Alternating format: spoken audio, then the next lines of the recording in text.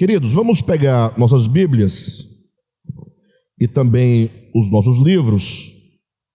Vamos dar seguimento aqui ao nosso estudo, a partir do livro Nascidamente, página 151, último parágrafo.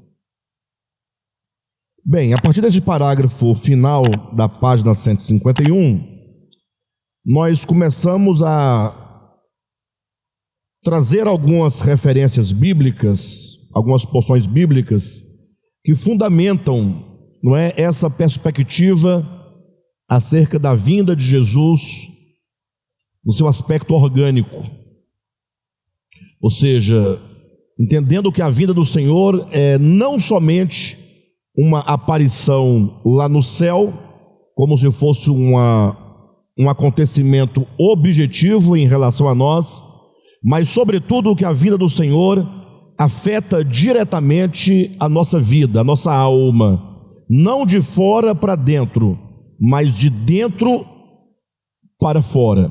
Isso porque nós partimos do princípio de que o Senhor que habita em nós, conforme diz o apóstolo Paulo, Ele, o Cristo que habita em nós, é a nossa esperança da glória, né? E temos aqui, portanto, alguns textos que trazem essa fundamentação. E antes de nós lermos, eu vou fazer a exposição dessas porções, e no finalzinho a gente lê só para fazer o arremate ou a síntese do que nós teremos dito ao longo desse estudo, tá bom, queridos? Então, a primeira questão que nós trazemos aqui, exatamente o texto que está lá no Evangelho de Lucas, no capítulo 17, versículos 20 e 21, quando Jesus, certa ocasião, ele é questionado pelos escribas. Pais queridos, sejam bem-vindos. Jesus é questionado pelos escribas ou pelos fariseus acerca do dia e da manifestação do seu reino, né? Se abrir a sua Bíblia em Lucas capítulo 17, vamos poder verificar claramente essa verdade. E é interessante que esse é um texto que as pessoas pouco se atentam para ele, né? Capítulo 17, versículo 20, quando diz assim: interrogado pelos fariseus sobre quando viria o reino de Deus, Jesus lhes respondeu. Veja que a questão aqui que os fariseus trazem a Jesus é o tempo da vinda do Cristo. E Cristo não vai responder acerca do tempo, mas vai responder acerca do modo. Isso porque os judeus do tempo de Cristo, eles tinham uma compreensão escatológica acerca do reino de Deus. E se vocês lerem todo o Antigo Testamento, atentando para as vezes que fala desse reino que haveria de se manifestar, esse reino messiânico, a vinda e a presença e manifestação do Cristo para o povo de Israel, toda a linguagem do Antigo Testamento, como não podia ser diferente, por ser uma linguagem rudimentar e antropomórfica, certamente falava de um reino que se instauraria em Israel. Então eles pensavam que haveria de vir um Messias, um homem.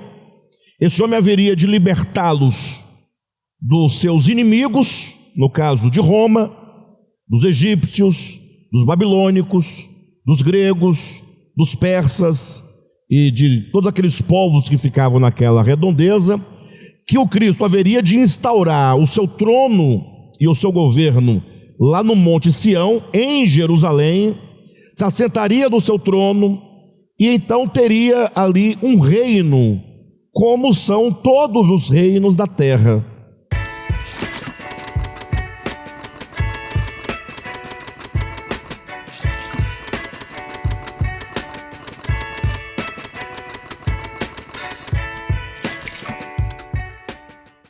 Então, um reino da terra tem que ter um território sobre a terra.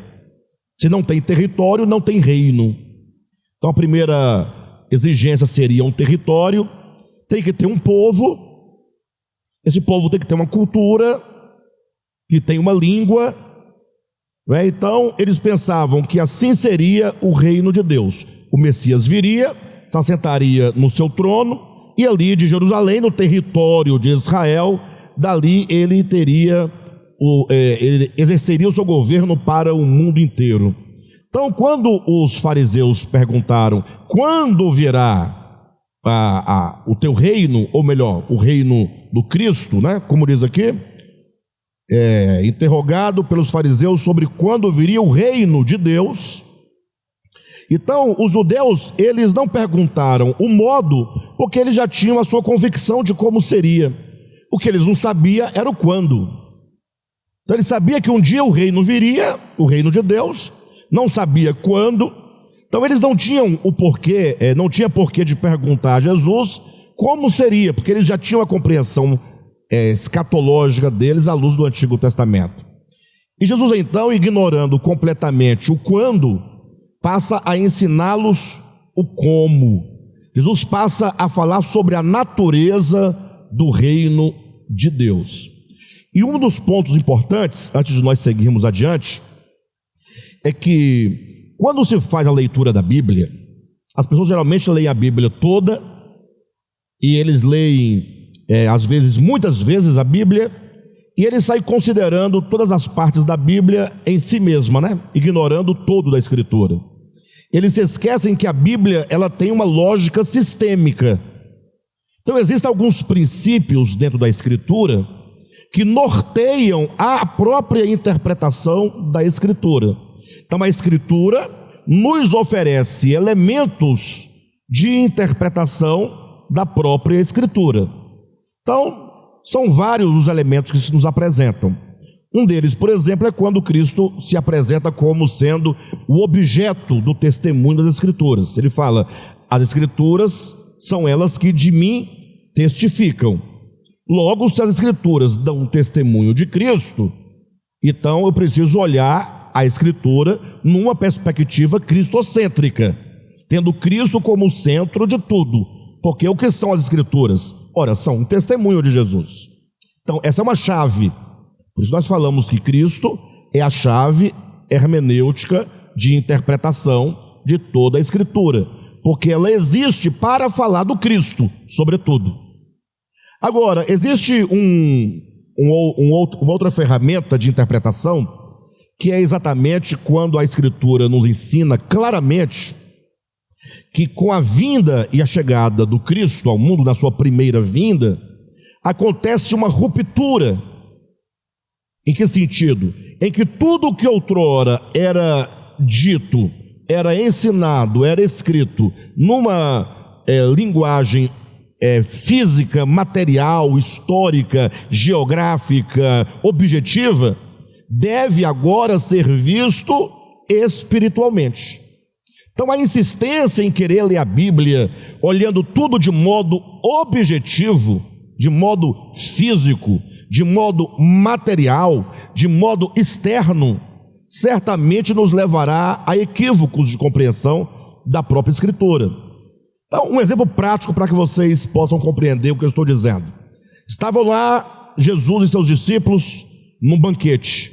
Chegaram no banquete, seus discípulos já foram logo se servindo ali na alimentação, sem antes passar pelo procedimento do lavar as mãos.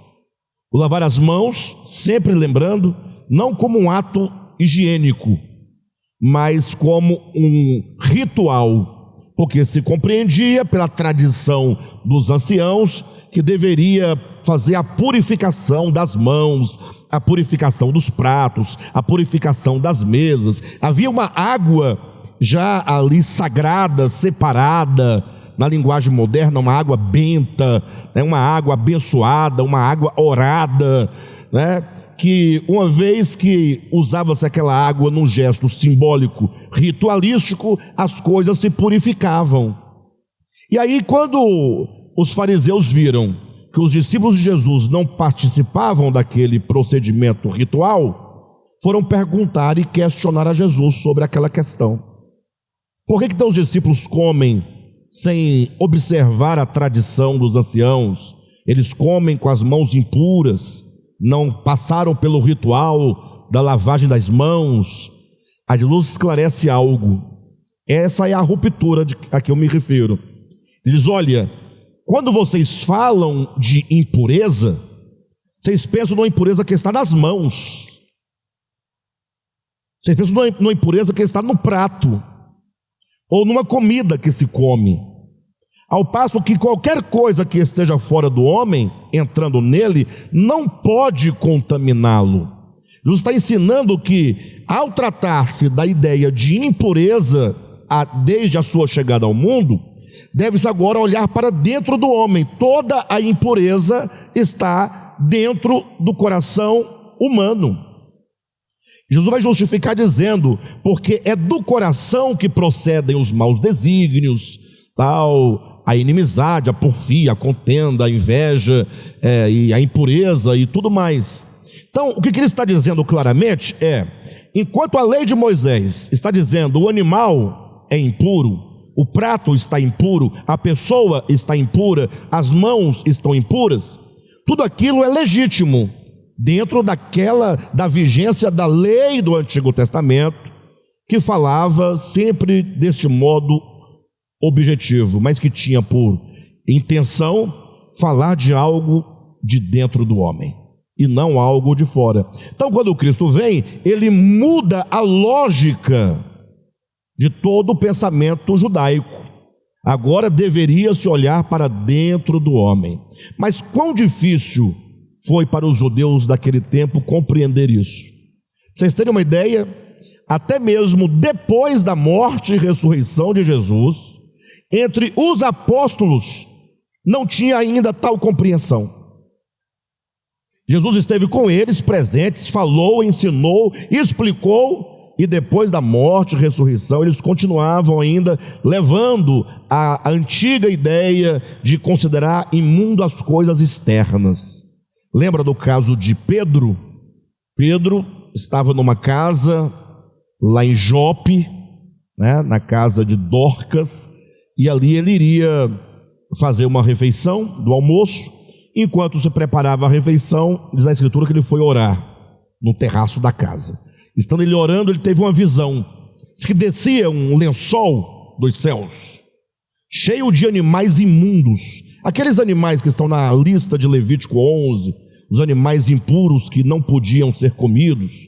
Dentre eles tem o porco, tem a lebre, o peixe de couro e sei lá, tanta coisa mais.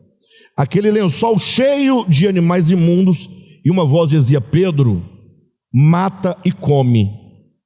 E Pedro respondia assim: Senhor, como eu posso comer um animal que é imundo? Ele se recusava a comer o animal. Era uma visão, mas dialogava naquela visão. Por 3 vezes a voz dizia: não considere imundo aquilo que Deus santificou. E acabou que, recolhendo o seu lençol, a visão se encerrou, e Pedro ficou meditando sobre o significado da visão. Ele não sabia, não entendia o que significava. Ele estava pensando no animal. Tanto é que ele dizia, ele não podia comer em razão de um animal ser imundo.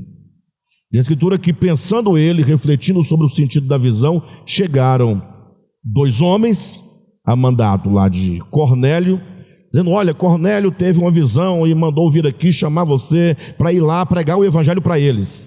Foi nesse momento que Pedro entendeu que os imundos ali representados por aqueles animais era uma referência simbólica aos gentios, ao povo que os judeus consideravam imundo. Então veja como o Novo Testamento ele quebra a lógica do Antigo Testamento, falando: olha, você não deve olhar as coisas para fora. Agora entenda que aquilo que era externo representava algo dentro do próprio homem. Então, quando as pessoas leem a Bíblia e vão tomando cada passagem da Escritura no seu sentido literal, sem perceber que agora no Novo Testamento tudo o que se anuncia são realidades espirituais, as pessoas, por não entenderem isso, vão ficar agora atrás de coisas, sempre atrás de alguma coisa objetiva, externa, que ela possa julgar ser pura ou ser impura.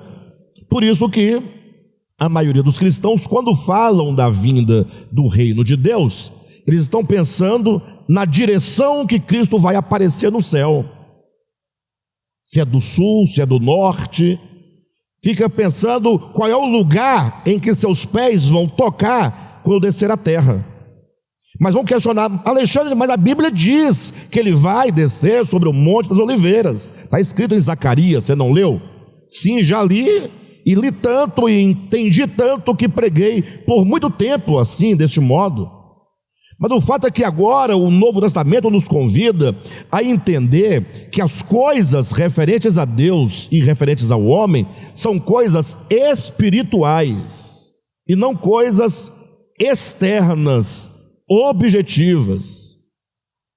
Por isso então que quando questionado quando será a manifestação do reino de Deus, Jesus vai responder não o quando, ele vai responder o modo. E a resposta de Jesus chega a ser espantosa, e de tão espantosa que até hoje nós do DEVAP, ouvindo já tantas vezes, inúmeras vezes a explicação desse texto, ainda resistimos, porque nós não queremos isso. Nós queremos algo externo, nós não queremos nada que nos afete, nada que mude aquilo que nós somos, nada que altere.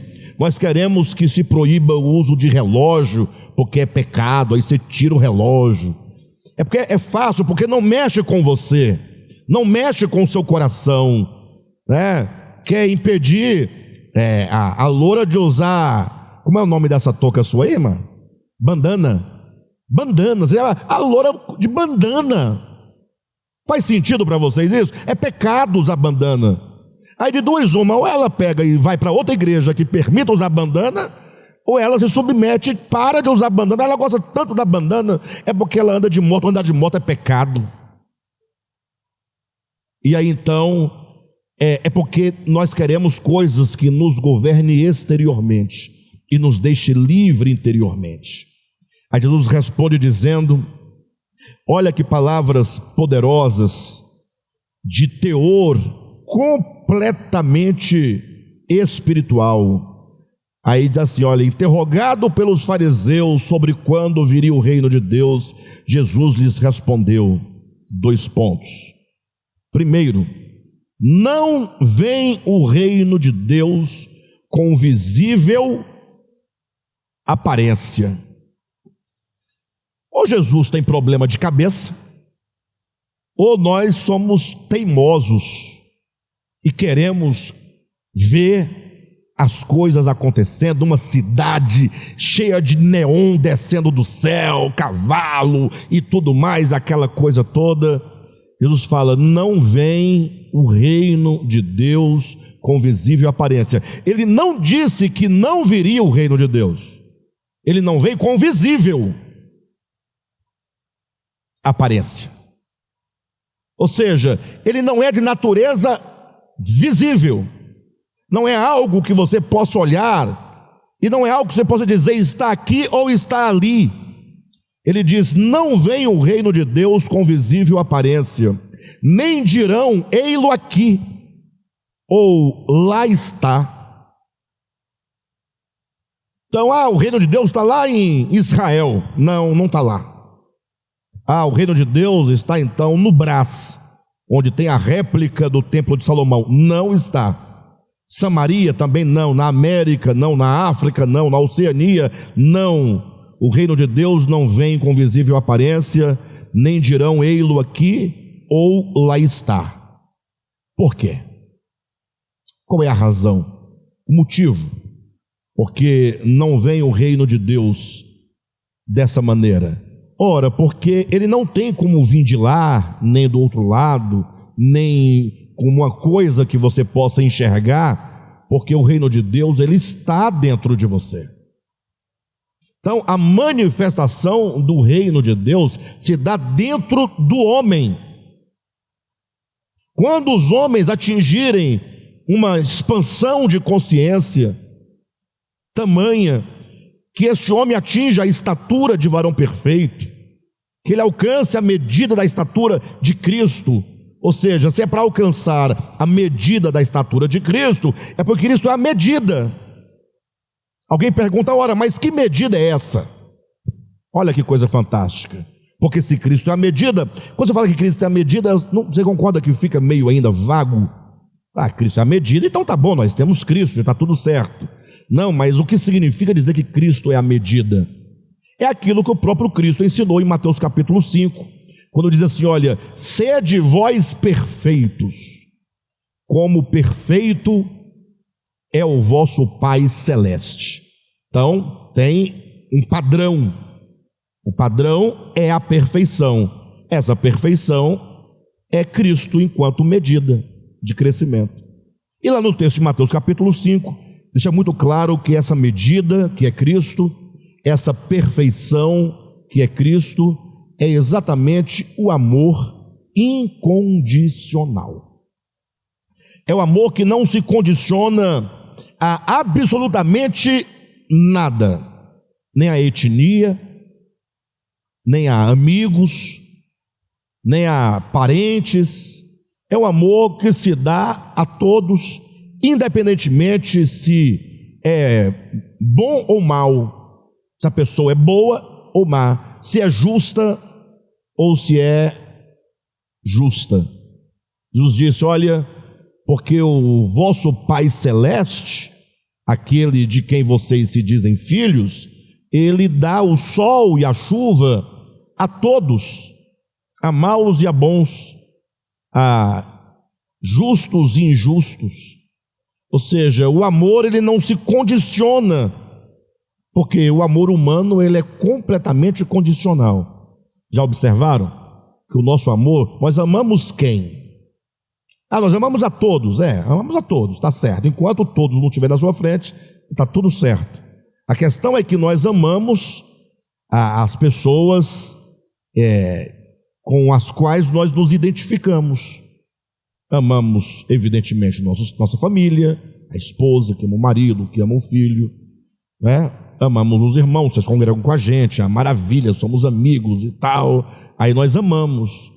Mas quando se refere já a uma pessoa distante, com outras características, com outras crenças, com outros modos, aí nós já não amamos tanto assim, não é? Então, Jesus fala, olha, o reino de Deus, ele está dentro do homem. Assim como do coração procedem os maus desígnios, assim também o reino de Deus está dentro do homem. Por isso que Paulo vai dizer claramente em Gálatas que a carne milita contra o espírito. São duas forças, não é? São duas consciências que estão aqui lutando dentro de nós. E o texto continua dizendo, vamos continuar lendo para melhor compreensão, versículo 22. A seguir dirigiu-se aos discípulos: virá o tempo em que desejareis ver um dos dias do Filho do Homem, e não o vereis. E vos dirão, ei-lo aqui, ou lá está. Não vades, não o sigais. Não o sigais. Então você imagina só, Jesus morreu, foi assunto aos céus, e os discípulos agora querendo ver um dos dias em que o Filho do Homem estava na terra. E vão dizer, olha, ele está lá em Jerusalém, ou está lá em Samaria, ou está lá no Brasil. E Jesus fala, não vá, né? Não vá. E vos dirão, ei-lo aqui, ou lá está. Não vades, nem o sigais. Por quê?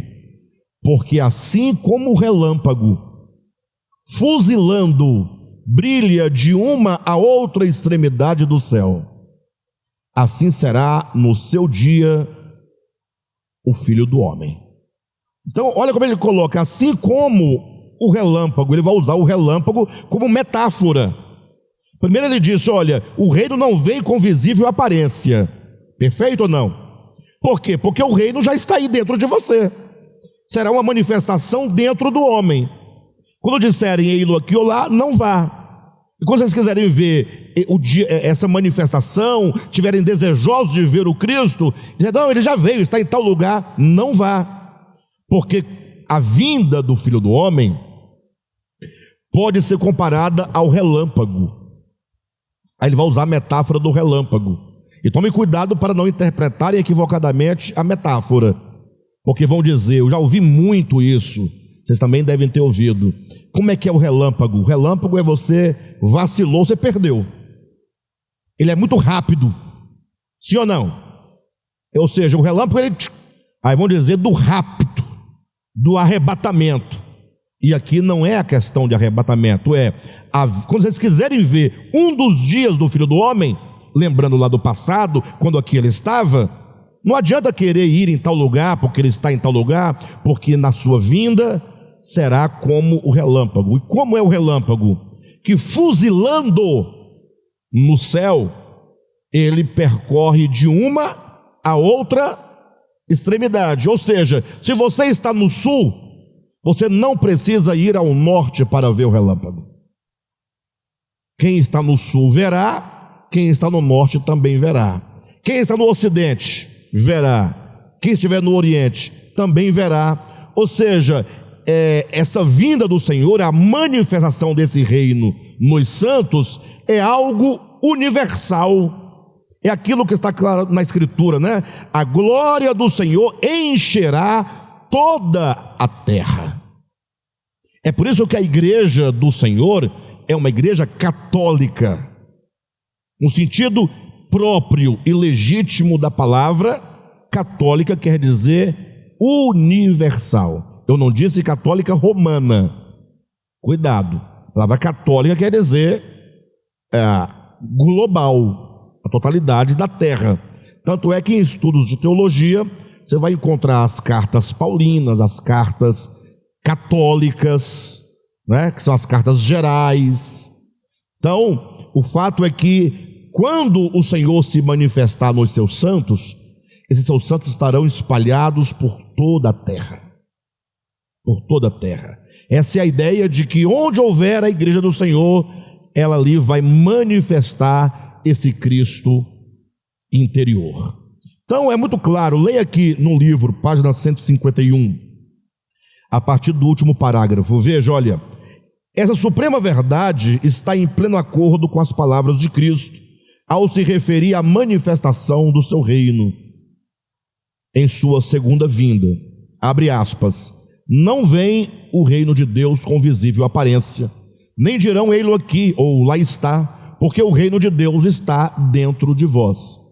E quando as Escrituras situam nos céus o lugar de seu aparecimento, quer indicar o caráter universal e todo abrangente de sua manifestação, não situada especificamente em nenhuma região geográfica, conforme Jesus mesmo explicou. E vos dirão, ei-lo aqui, ou lá está, não vades, nem o sigais, porque assim como o relâmpago fuzilando brilha de uma a outra extremidade do céu, assim será no seu dia o Filho do Homem, pois a terra se encherá do conhecimento da glória do Senhor, como as águas cobrem o mar. Então, falando dessa vinda do Senhor, dessa glória manifestada, a terra se encherá da glória do Senhor. Imaginaram no dia que essa glória encher toda a terra? Lembrei agora de um texto, quando os discípulos de João Batista, numa disputa lá com um judeu, né, estavam lá questionando, aí chegaram até João Batista e disseram assim, João, aquele a quem tu batizaste, que João havia batizado Jesus, ele está lá do outro lado do Jordão e também está batizando. Ou seja, queria criar uma situação difícil entre Jesus e João Batista, né? Ciúmes, né? Criar um certo ciúme, uma certa inveja, né? Uma facção, como acontece todo dia em todo lugar, né? E aí João Batista falou assim, olha, veja bem, quem tem a noiva é o noivo. Eu sou apenas um convidado. Eu sou apenas o amigo do noivo. E na verdade importa que ele cresça e que eu diminua. Ao ler esse texto, a gente pensa assim, poxa, o que tem a ver com o quê, né? Então, duas coisas me chamam a atenção. O fato, importa que ele cresça e que eu diminua, e o fato de ele falar que quem tem o noivo é a noiva. Essas duas ideias nos levam lá para o início do Gênesis, quando diz que Deus criou o homem do pó da terra. Não perde aqui, João Batista, não. Depois a gente volta para lá. E criando ali o homem, Deus viu que o homem estava só e falou, vou fazer para ele uma noiva. Fazer para o homem uma noiva, que lhe seja o quê? Idônea. Lembre-se claramente que lá em Romanos capítulo 5, versículo 14, o apóstolo Paulo diz que esse Adão aqui de que estamos falando era apenas uma prefiguração daquele que havia de vir. Então, quando João Batista está falando de Cristo, ele é o noivo e a noiva é dele, e portanto importa que ele cresça e que eu diminua, nós nos lembramos de Adão como prefiguração de Cristo. E o que Cristo fez com Adão? Para lhe proporcionar ali uma noiva, uma esposa, uma auxiliadora. Vocês lembram? Diz que Deus fez recair um pesado sono sobre o homem, e Deus agora, tomando da sua costela, do seu lado, ele tirou carne e ossos para fazer a sua noiva. Agora, cuidado, não vamos ficar pensando ou procurando se falta uma costela, né? Poxa, cadê essa costela? Achando, a mulher veio da costela. Gente, tudo isso é uma maneira metafórica de ensinar verdades profundas. Tirar a mulher do lado do homem quer dizer que a mulher, a noiva, ela é formada da própria natureza de Adão. Ou seja, a mulher não veio de um chifre de uma vaca, nem de um rabo de uma jumenta, né? Nem de uma árvore, nem da terra, nem do papagaio. A mulher, ela procede da própria natureza do homem. Far-lhe-ei uma auxiliadora que lhe seja idônea, que lhe seja compatível. Razão porque momentos antes Deus havia trazido os animais para Adão colocar o nome, e Adão foi percebendo que o leão tinha uma companheira, tinha uma parceira, né? Tinha um outro animal que formava par, que era da sua mesma natureza, da mesma textura, do mesmo cheiro, os mesmos instintos, os mesmos tudo.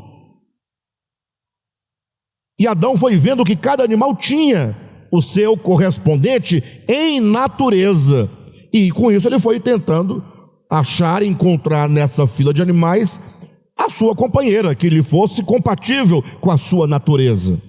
Passando todos os animais, duas decepções. Primeiro, que cada animal já tinha sua parceira, não sobrou nenhuma sozinha para fazer parceria com Adão. E segundo, que nenhum daqueles animais era compatível a Adão, não era da mesma natureza. Então Adão ficou frustrado. Diz que a Bíblia vai dizer, para o homem, todavia, não se achava uma auxiliadora que ele fosse idônea, que ele fosse compatível. Não tinha. E aí Deus faz o homem dormir, tira do seu lado carne e ossos, e, como diz o texto literal lá de Gênesis, a palavra literal, edificou-lhe uma mulher. E quando Adão acorda, que ele olha só a exclamação de Adão: esta, afinal, é osso dos meus ossos. Porque qualquer outra coisa que ele visse não era osso de seus ossos, tampouco carne da sua carne. Ele diz, esta afinal é da minha natureza. E agora, por isso será chamada de varoa, porque do varão fora tomada. E agora vem Deus e diz para este homem coletivo, este homem duplo, este homem humanidade, macho e fêmea, e diz, crescei e multiplicai. Lembra lá de João Batista? Importa que ele cresça e que eu diminua. E aqui diz, crescei e multiplicai. Aí, então a ideia é que agora Adão tinha que ter relação, né, conjugal com Eva para fazer menino. Num certo sentido, está tudo certo. Tanto é que a terra já se encheu várias vezes e não está cabendo mais de gente, não é isso? Está tudo certo. Mas o objetivo do Gênesis não é nos fazer entender a história de um primeiro casal com quem tudo começou e vai daqui, vai dali, o pau quebra e tal. Não, não, não. A história do homem e da mulher é uma história para trazer na sua essência revelações acerca do Cristo, porque Adão prefigurava aquele que havia de vir. Logo, desse Cristo tem que sair uma noiva. A noiva de Cristo não pode ser qualquer coisa. Não é juntar um tanto de gente no estádio, né? É a noiva de Cristo. Não. A noiva de Cristo é carne da sua carne e sangue do seu sangue e osso de seus ossos, nesse sentido de natureza. Por isso que a noiva de Cristo está sendo edificada, está em formação. Não se tem ainda a noiva do Cristo. Nós dizemos, a igreja é a noiva de Cristo. A gente fala de uma maneira geral, mas o fato é que essa noiva está sendo edificada, o corpo está sendo edificado, a habitação de Deus está sendo edificada. Ou seja, nós temos muito de nós mesmos, muito de animalidade, muito de ego, e Cristo quer nos limpar de tudo isso que não é Ele próprio. Por isso que Cristo está sendo formado em nós, Cristo está crescendo em nós, e quando, portanto, essa noiva estiver já totalmente formada e vestida, adornada com a veste de linho puro, resplandecente, né, branco, enfim, esse será o momento em que a terra vai se encher de quê? Essa noiva espalhada, porque ela é uma noiva coletiva, em toda a terra vai se encher de Cristo, porque essa noiva é osso dos meus ossos, é carne da minha carne. O que é Eva, senão o aumento de Adão? O que é a mulher, senão o crescimento de Adão, a extensão de Adão? E quando agora Adão e a mulher vão se multiplicando, gerando filhos, representa essa multiplicação de filhos de Deus sobre a terra, visando o cume escatológico, que é encher a terra da glória de Deus por intermédio dos seus santos. Essa verdade, ela num primeiro momento parece muito interessante, e ela é interessante, é muito verdadeira, mas quando diz respeito a nós agora tomarmos para nós essa ideia e começarmos a viver em função deste acontecimento, falta-nos forças. Faltam-nos forças. Isso porque a gente vive num mundo de muitas máscaras, num mundo de muitas identidades. Nós queremos ser muitas coisas. Por exemplo, imagine só um pássaro. Um pássaro, ele é pássaro. A sua vida é de pássaro, sua natureza é de pássaro, e ele vive a vida de pássaro em toda a sua plenitude. Sim ou não? Porque nunca você vai ver um pássaro olhando para um sapo, com inveja da vida do sapo, querendo ser um sapo. Não. O pássaro, ele não tem essa liberdade de reflexão, né? E de querer ser outra coisa que ele não é. Então ele vive plenamente a vida de um pássaro. O homem, ele é homem. Esse homem tem espírito humano, logo ele é divino. E esse homem, portanto, tem um alvo a alcançar em Deus. Um alvo a alcançar em Deus. O alvo de todo homem é Deus. Enquanto ele não estiver completamente absorvido de Deus, ele não terá alcançado a finalidade da sua existência. Mas daí que, por causa do pecado, agora o homem ele quer ser muita coisa, ou muitas coisas, que ainda que sejam coisas legítimas, mas por não ser o alvo supremo, acaba nos distraindo. Então o homem, ele quer ser um pintor, ele quer ser um professor, ele quer ser um advogado, ele quer ser um cantor, ele quer ser um artista, ele quer ser um influencer, ele quer ser um parlamentar, ele quer ser muita coisa, e está tudo certo. O problema é quando nós colocamos a finalidade da nossa existência no alcance dessas máscaras, ou dessas indumentárias, as vestes temporárias, que cumprem um papel interino, passageiro na nossa vida. Então, o grande desafio nosso é compreender que Deus, ele está trabalhando desde todas as eras anteriores na direção do cumprimento de um propósito eterno. Vocês acreditam nisso? Que Deus tem um plano, um projeto, e que ele vai cumprir, ele vai realizar. Nós não temos como escapar deste plano. E cuidado, quando nós pensarmos o plano de Deus, preste atenção, cuidado para não fazermos como não raras vezes acontece, a pessoa fazer um recorte do plano de Deus de um ponto de vista de uma era, de uma dispensação. Quando você quiser enxergar o plano de Deus, você tem que sair de todas as eras e entrar no plano da eternidade, onde estava Deus.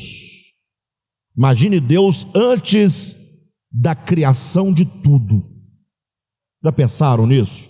Antes de tudo.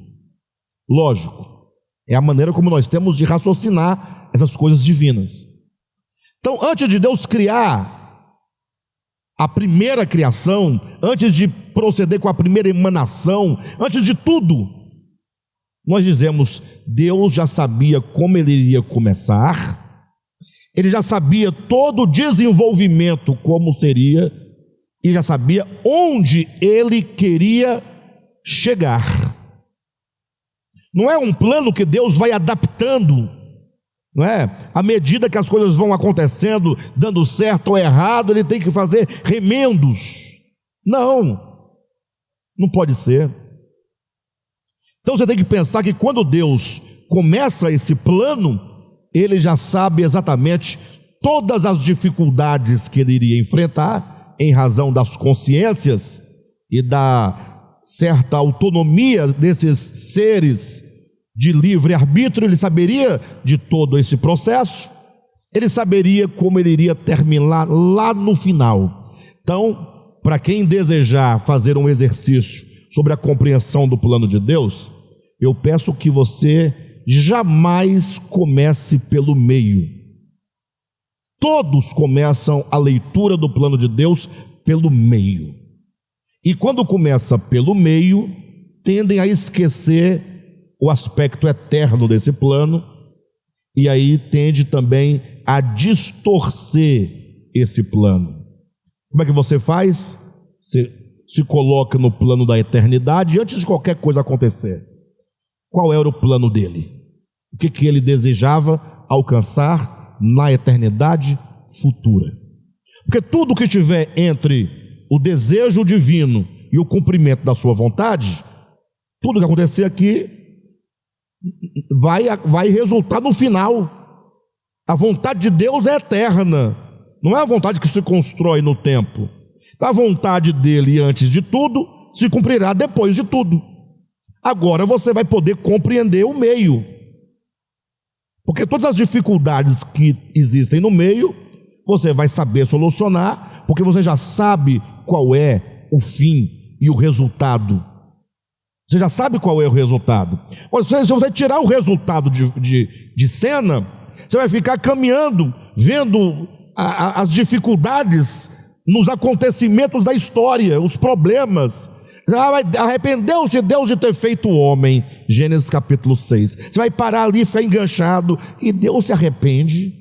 Aí você vai ficar perdido nessas coisas pequenas. Agora, se você se coloca numa perspectiva antes de todas as coisas e sabe qual é a vontade de Deus que vai se cumprir aqui, e a Bíblia ela declara alto e bom som com todas as letras. A obra de Cristo, o cumprimento da vontade de Deus, passa por uma coisa chamada redenção.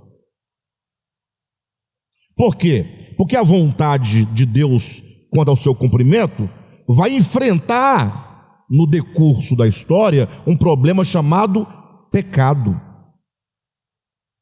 Então tem um problema chamado pecado. Logo, para que Deus alcance o cumprimento da sua vontade, que independe do meio, ele vai ter que estabelecer algo chamado redenção. Ou seja, eu tenho que redimir o homem para que o cumprimento da minha vontade seja alcançado. Só que essa redenção, conforme Paulo, não é só do homem, é do cosmo. O cosmo será alvo da obra de redenção. Bem, eu não sei porquê, mas está muito claro, né? Paulo vai dizer que a criação, toda a criação, ela está numa condição de corrupção por causa do homem. E agora a própria criação aguarda a sua redenção. Quando Cristo morre, ele redime as flores, os peixes, os animais, o sol, a lua, as estrelas, a terra. Ele redime tudo que decaiu em razão do homem. Então, quando chegar no final, diz a Escritura, a glória de Deus encherá a terra. Isso que João vai dizer em Apocalipse 21, e vi um novo céu e uma nova terra, cheia da glória de Deus. Cheia da glória de Deus. E essa glória não é uma luz, na verdade é o resplandecer da luz interior em todos nós. Então, quando Jesus fala, portanto, acerca da sua vinda, ele está apontando para o cumprimento final da manifestação do reino de Deus. O reino de Deus vai se manifestar. Ou seja, ele vai ser em ato o que hoje ele é em potência. Porque se o reino de Deus está dentro de nós, logo esse reino de Deus é algo forte, é poderoso, é sublime, é puro, ou não? Aí você fala assim, mas cadê? Né? Cadê esse reino? Ora, em potência ele está aí. Agora, quando dizemos que aguardamos pela sua vinda, aguardamos que esse reino se manifeste em nós. Então, o primeiro texto que nós trouxemos foi exatamente este, que fala acerca, né, da aparência e da realidade do reino de Deus a partir desse texto de Lucas. Há um outro, e eu vou um pouquinho mais à frente, senão a gente não consegue avançar muito. Um outro fundamento é que fala dessa glória de Deus em nós, né? E temos, portanto, lá no livro do Êxodo, a figura do tabernáculo. Lembra que Deus, ao tirar o povo de Israel do Egito, falou assim, olha, eles estavam no deserto, falou assim, olha, façam-me um tabernáculo para que eu possa habitar no meio de vocês. Olha que coisa interessante, no meio de vocês. Eu quero um tabernáculo. Deus queria estar no meio do povo, entre o povo. Mas como estaria Deus no meio do povo? Dentro de um tabernáculo. Moisés fez o tabernáculo. Então, Moisés começa a recolher os materiais, as mulheres vão dando ouro, prata, e bronze e ouro, e depois ela vai recolhendo peles de animais marinhos e tecidos e madeira, e assim ele vai, ao longo de todo o êxodo ali, você vai vendo como que vai sendo construído este santuário. Quando chega em Êxodo capítulo 40, que o tabernáculo está pronto, é dito: a glória de Deus encheu o santuário. Um santuário cheio da glória de Deus. Você fala: tá, mas e daí? E daí que tem gente até hoje procurando as tábuas desse tabernáculo. Acreditam?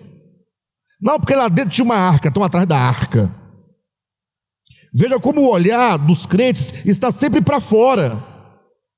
Eles querem encontrar as tábuas do tabernáculo, a arca do tabernáculo, querem encontrar tudo para poder pegar como um fóssil ou um objeto arqueológico, para provar que a Bíblia tinha razão, o que disse que aconteceu lá atrás. Essa é a cabeça dos crentes, e deixam de perceber o que há de mais importante, porque a grande guinada que Jesus deu quando ele se encarnou, quando Cristo se encarnou, foi deixar esse olhar objetivo das coisas e olhar para as realidades espirituais. Certa ocasião estava Jesus, e ali aquele debate todo, Jesus falou assim para os judeus: olha, destruam vocês este santuário, falando do templo, né? E eu em 3 dias o ponho de pé novamente. E aí começa a contenda, né? Ora, mas 46 anos foi levantado esse templo por tanta gente, tantos engenheiros, tantas pessoas hábeis trabalhando aqui. Tu em 3 dias reconstrói esse templo? E aí a Bíblia é clara, João capítulo 2, versículo 20: Cristo, porém, se referia ao santuário do seu corpo.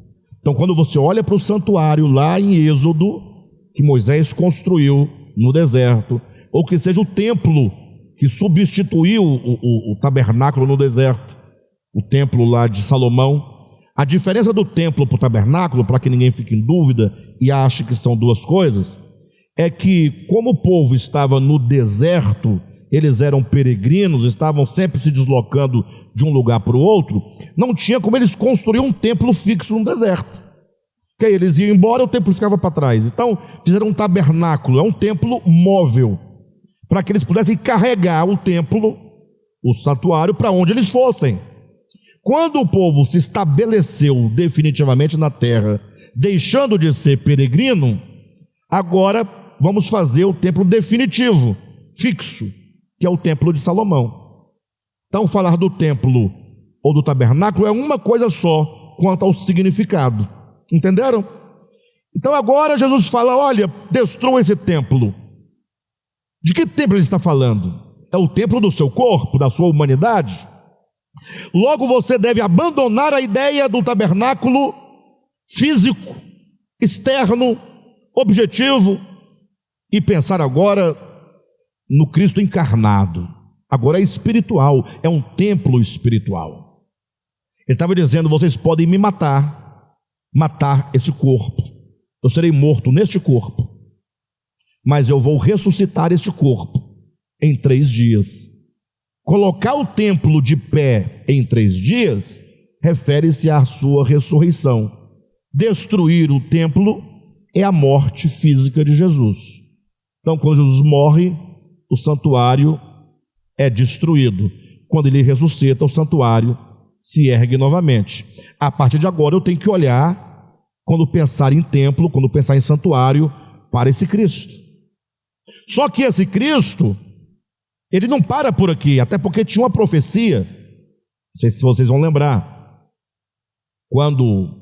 porque houve o primeiro templo lá em Jerusalém, ele também não foi destruído na época por Nabucodonosor, não foi? Depois de 70 anos ele não foi reconstruído, no tempo de Esdras, Neemias,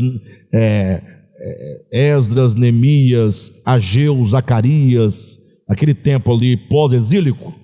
Então, assim como o templo lá atrás foi destruído e foi reconstruído, a realidade desse templo, que é Jesus, também seria destruído, morto e reconstruído, que é o segundo templo. Sim ou não? Consegue perceber a relação?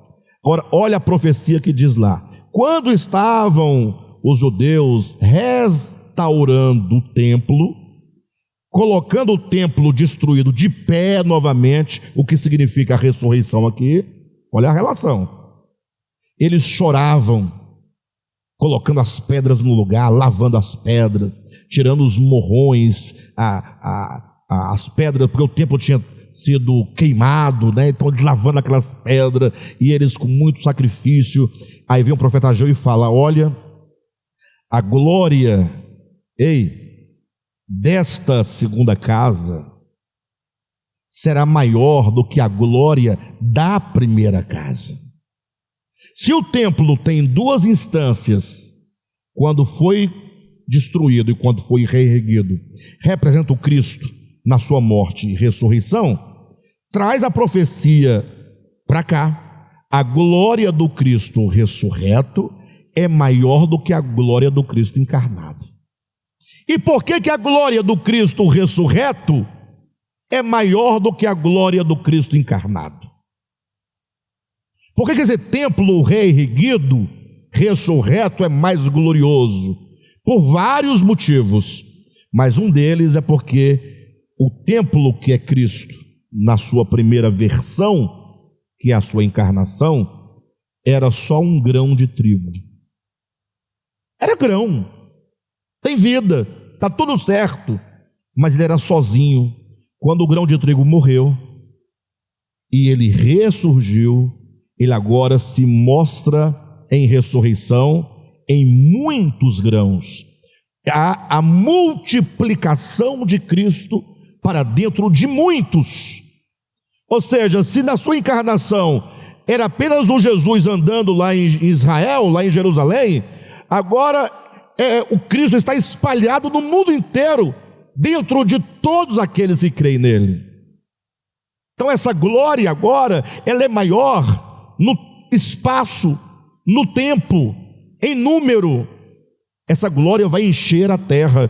Quando a glória de Deus encher a terra, Cristo terá enchido a terra de si mesmo por meio dos seus filhos.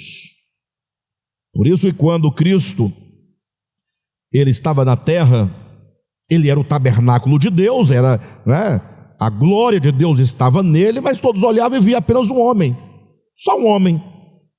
Tinha até discussão: não é o filho de José, de Maria, não são os seus irmãos, o fulano, o beltrano, o cicrano, etc.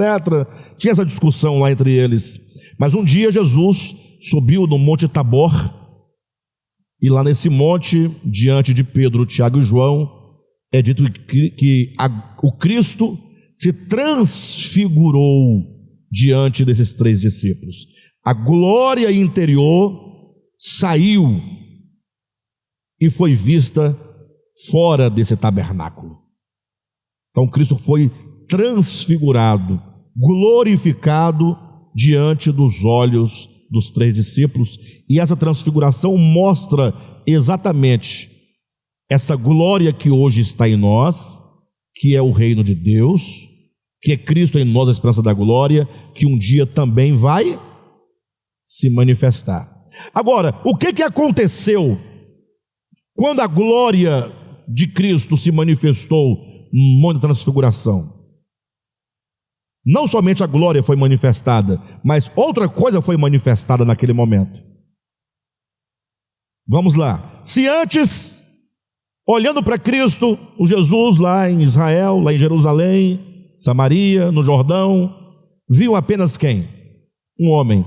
Aí digamos que eu dissesse assim: olha, Rogério, lá está o Filho de Deus. Você olharia e falaria: tem que ter fé, né? Tem que ter fé. Porque eu só vejo um nazareno, mais nada, é só um nazareno. Todo mundo só viu um nazareno. Oi? A divindade. Mas enquanto ele estava ali em carne andando, só se podia ver o filho de Maria, filho de José, como se dizia. Mas quando ele estava lá no Monte da Transfiguração, que essa glória se mostrou, que essa divindade se mostra no corpo frágil de Jesus, agora não se tem mais dúvida, né?